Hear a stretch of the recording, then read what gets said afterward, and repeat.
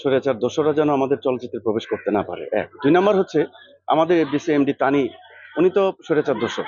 আমরা চাই না দোসর এফডিসিতে প্রভাব আসুক।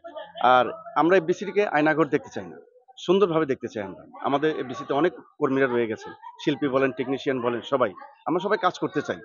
আমরা চাই না এই তানি এফডিসি এমডি হয়ে যাক, এবং যদি এটার জন্য আমরা আরো কঠোর ব্যবস্থা নেওয়ার প্রস্তুতি নিচ্ছি। আমরা এই বিস্কুটটা এখন মানে একদম খালি হয়ে গেছে, যেটা ভূতের বাড়ি বলি আমরা, যেটা আর কি।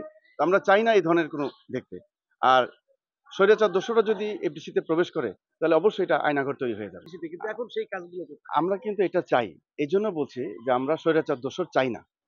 স্বৈরাচার দোসর থাকলে কিন্তু আমাদের, যারা আমরা বিএনপি পন্থী কর্মী, যারা আমাদের 16-17 বছর ধরে যুদ্ধ করেছি, মানে এত কষ্ট করেছি, সেই কষ্টটা বিফলে যাবে। তো আমরা চাই এই দোসরগুলো এফডিসি থেকে বিতাড়িত হোক। একটু কথা বলতে ঈদের চাই। সিনেমা নিয়ে, ঈদের ছবিগুলো সবগুলোই ভালো ছবি, বাকিটা আল্লাহ মালিক। আর আরেকটা কথা হচ্ছে, দর্শক হচ্ছে আসল বিচারক, ওনারা বিচার করবে কোনটা ভালো কোনটা খারাপ।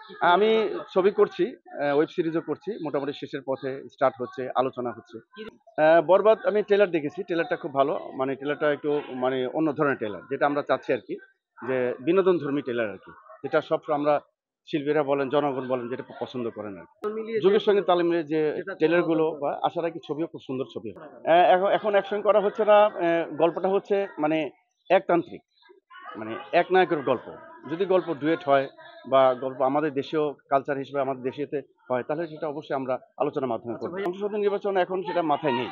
না মানে মানে সেগুলো রাজনৈতিকভাবে উঠে আসেনি, কিন্তু এখন আপনারা অনেক অবহেলিত আমরা ছিলেন। আমরা কিন্তু এখন রাজনৈতিক তো দলে আপাতত আপনারা পারছেন আরকি। আমরা রাজনৈতিক দলে আসছি, প্রবেশ করছি। আমাদের দলগুলো, চলচ্চিত্র স্বার্থ সংরক্ষণ কমিটি দলগুলো, আমাদের যে দলগুলো কমিটি আছে, সেই কমিটি আমরা এগোচ্ছি। এগোনোর পর দেখা যাক ভালো কাজ কি আমরা করতে পারি।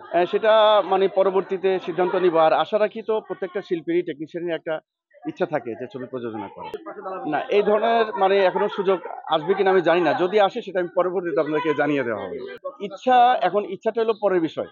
আগে আমি সাকসেস হই, আমাদের চলচ্চিত্র স্বার্থ সংরক্ষণ কমিটি আগে সাকসেস হই, আমরা সাকসেস হওয়ার পর দেন আমরা সিদ্ধান্ত নিই।